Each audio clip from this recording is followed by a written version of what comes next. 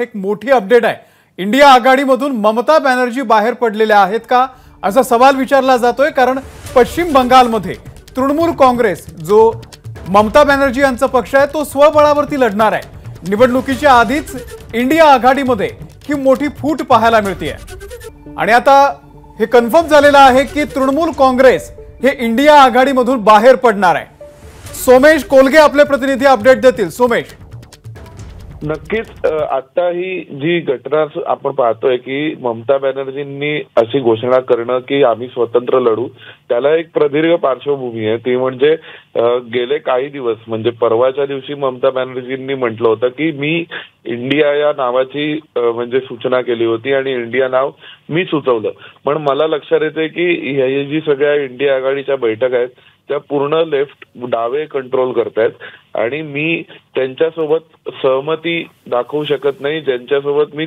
34 वर्ष भांडण केले किंवा 34 वर्ष ज्यांच्यासोबत लढली आहे, असं ममता बॅनर्जी म्हणाल्या होत्या। याचा अर्थ डाव्यांसोबत ममता बॅनर्जींनी जो संघर्ष केला बऱ्याच वर्षांचा, त्यावरून डाव्यांचा कारण देऊन ममता बॅनर्जींनी इंडिया आघाडी ही पूर्णपणे डावे कंट्रोल करतात असं म्हटलंय आणि त्यावर अधीर रंजन यांनी प्रत्युत्तर दिलं।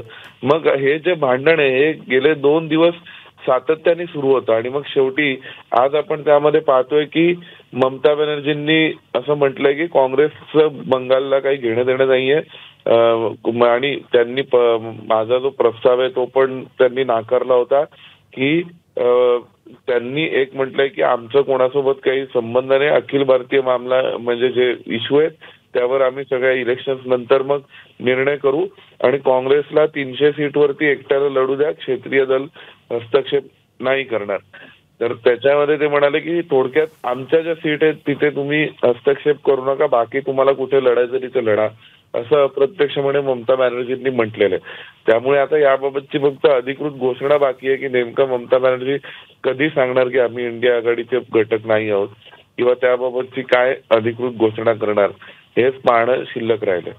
सोमेश, डावे नेते ही सगळी इंडिया आघाडी कंट्रोल करताय असा मोठा आरोप त्यांनी केलेला आहे। त्यांचा रोख नेमका कोणाकडे आहे? कारण जे चेहरे सध्या इंडिया आघाडीमध्ये आहेत त्यामध्ये प्रमुख चेहरे तर काँग्रेस, दिल्लीचे आपचा असेल किंवा नितीश कुमार, लालू प्रसाद यादव, यामध्ये कुणीही डावा नाहीये। त्यांचा रोख नेमका कुणाकडे आहे? नक्कीच आता या सगळ्यामध्ये असं आहे की काँग्रेसने ज्यावेळी असं म्हटलं की आम्ही प्रमुख चेहरे आहोत, पण दुसऱ्या बाजूला काँग्रेसमधील अनेक नेत्यांनी यापूर्वी म्हटलंय किंवा जे प्रमोद कृष्णसारखे नेते आहेत ते म्हणतात की काँग्रेस ही डावे इंटेलेक्च्युअल्स कंट्रोल करतायत। आता त्या अनुषंगाने कदाचित ममता बॅनर्जींचंही म्हणणं असावं की डावे इंटेलेक्च्युअल्स हे काँग्रेस कंट्रोल करतायत किंवा काँग्रेसचा अजेंडा हा आता स्वतः त्यांच्या विचारांनी न ठरता जे कोणीतरी डावे किंवा लेफ्ट विंग म्हणून देशामध्ये सक्रिय असतात त्यांच्या विचारांनी त्यांच्या अजेंड्यांवरचे जे जे विषय ते काँग्रेस अग्रक्रमाने घेतं आणि त्या अर्थाने ममता बॅनर्जींनी म्हटलं असावं की ही सगळी इंडिया आघाडी ही डावे कंट्रोल करतायत आणि काँग्रेसलाही डावे कंट्रोल करतायत, असं इंडिया आघाडीच्या बाबतीत त्या अर्थाने म्हटलं असावं। कारण राजकीय दृष्ट्या जे डावे आहेत ते डावे मात्र तसे तितक्या प्रकर्षाने काही आपल्याला इंडिया आघाडीमध्ये दिसत नाहीयेत, परंतु बंगालमध्ये जो अनेक वर्षांचा संघर्ष ममता बॅनर्जींनी केला तो स्वाभाविक डाव्यांविरोधात होता। अगदी त्यांच्या जीवावरही एकदा बेतलं होतं ज्यावेळी ते आणि इतर सगळेजण कशा प्रकारे त्या सगळ्या हल्ल्यांमधून वाचले वगैरे या सगळ्याच्या कहाण्या त्यांनी आतापर्यंत अनेकदा सांगितलेल्या आहेत। आणि असं सगळं असताना ज्या ममता बॅनर्जींनी डाव्यांविरोधात संघर्ष करून किंवा डाव्यांना पर्याय म्हणून एक स्वतःची वेगळी तृणमूल काँग्रेस काढून त्यातून हे सगळं राजकारण सुरू केलं, तर त्यांना आता पुन्हा डाव्यांच्या बाबतीत किंवा डाव्यांचं ऐकणं हे कितपत शक्य होईल याबद्दल प्रश्न आहे। कारण त्यांचं म्हणणं असं आहे की डावे विचार ही इंडिया आघाडी कंट्रोल करते, असं ममता बॅनर्जींचं म्हणणं दिसतंय।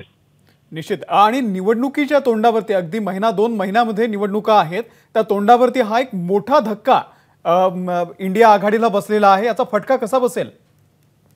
नाही, याचा निश्चितच मोठा फटका। त्याचं कारण असं की बंगालमध्ये टीएमसी हा सत्ता असलेला पक्ष आहे आणि इंडिया आघाडीमध्ये जे काही मोजके पक्ष आहेत की ज्यांच्या कुठल्या ना कुठल्या तरी राज्यात सत्ता आहे त्यापैकी एक टीएमसी आहे, दुसऱ्या बाजूला तसा तो नितीश कुमारांचा आरजेडी जेडीयू तिकडचा बिहार मधला पक्ष आहे किंवा मग आम आदमी पार्टी सारखा पक्ष आहे की ज्यांची दिल्ली पंजाबमध्ये कुठेतरी सत्ता आहे आणि एक शेवटी केरळमध्ये शेवटचा कम्युनिस्ट पार्टी ज्यांचं केरळमध्ये एक सत्ता आहे आणि डीएमके हा तमिळनाडूतला. पण या सगळ्या पक्षांमध्ये कोणताच म्हणजे जे प्रामुख्याने ज्यांच्या सत्ता आहेत कुठल्या तरी राज्यामध्ये ते सगळेच पक्ष या.